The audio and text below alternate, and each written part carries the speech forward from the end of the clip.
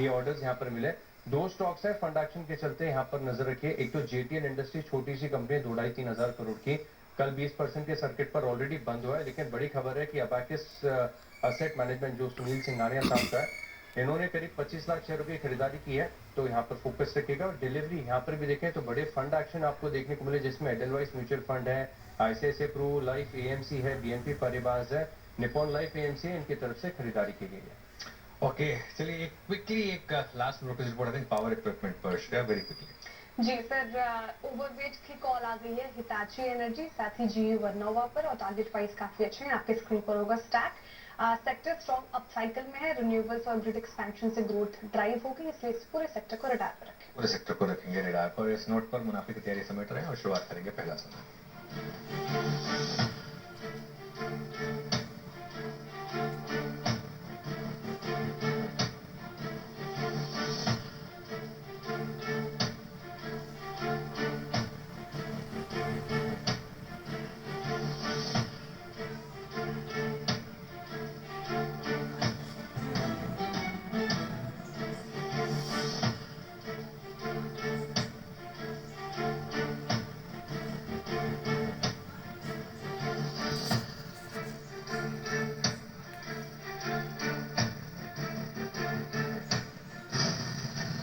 सुबह की करें शानदार शुरुआत, सबसे सॉलिड रिसर्च, सटीक सलाह, बेहतरीन ट्रेडिंग आइडियाज और साथ में मुनाफे वाली रणनीति।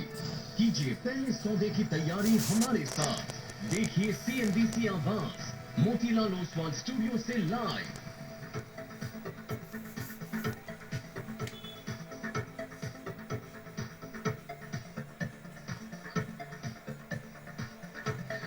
नमस्कार, सीएनबीसी आवाज मोतीलाल ओसवाल स्टूडियो में आप सभी का स्वागत है। शुरुआत करेंगे पहला सौदा की हेडलाइंस के साथ।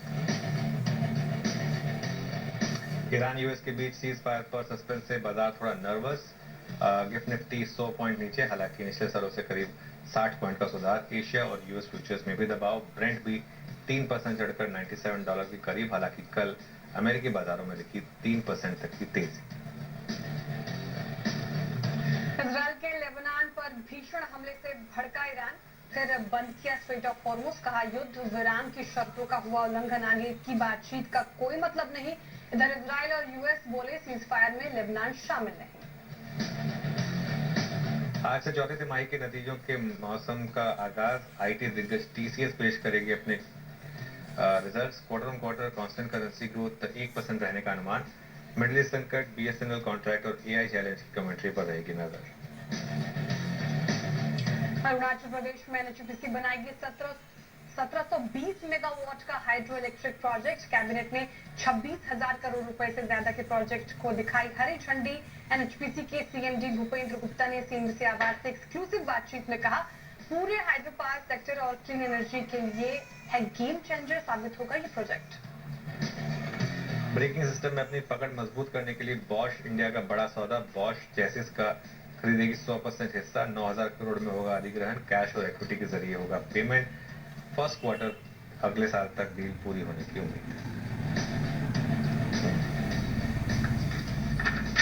चलिए श्रेया बीरो, गुड मॉर्निंग। Good morning. कल की शानदार और एक बहुत ही कहते हैं अच्छी क्लोजिंग, डे हाई पे हम क्लोज हुए, लेकिन थोड़े इफ्स एंड बट्स इस सीज फायर को लेकर। और महत्वपूर्ण चीज अनुज के एक अर्निंग सीजन का किक स्टार्ट है आज। कैसे अप्रोच करें जो शुरुआत में ये जो गिफ्ट निफ्टी करीब 100 को गिरावट दिखा रहा है इसको? बिल्कुल ठीक है, 100 अंक नीचे है तो सिंपल है। 4 दिनों से अप्रोच जो है वो यही रही है। कल खैर मार्केट ने सिर्फ आपको गैप डाउन नहीं दिया, कल तो बहुत बड़ा गैप अप हो गया, वरना पिछले 3-4 दिन मार्केट आपको अच्छे खासे अपॉर्चुनिटी दे रहा था एंट्री की। कल नहीं दी मार्केट ने, लेकिन आज एक छोटा सा गैप डाउन है। अच्छी बात है कि कल के लोग के ऊपर ही खुलेंगे तो कुशन होगा।